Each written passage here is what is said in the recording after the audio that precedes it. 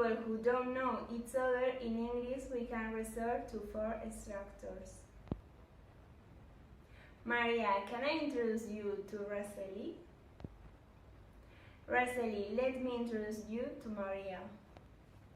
Maria, do you know Raceli? Raceli, this is Maria. Let's see some examples. Situation 1. Raceli, let me introduce you to my friend Maria. Maria, this is Raceli. Nice to meet you. Nice to meet you. Situation 2. Maria, do you know Raceli? Raceli, this is my friend Maria. Nice to meet you, Roseli. Nice to meet you, Maria. If you are introducing a group of women or men, you should say, this is Mickey and this is Minnie.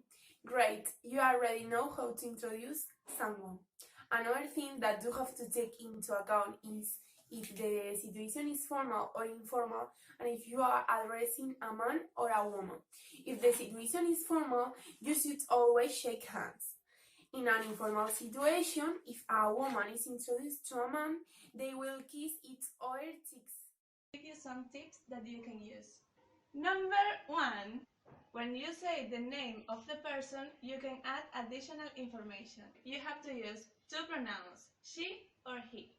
If you are introducing a woman, you say she. If you are introducing a man, you say he. You can say, this is Alberto. He is a clown. This is Sarah. She is a doctor. Now let's practice saying the age. This is Alberto. He is 10 years old. This is Sarah. She is 20 years old. We have finished the video. We hope you have learned how to introduce a friend. Bye!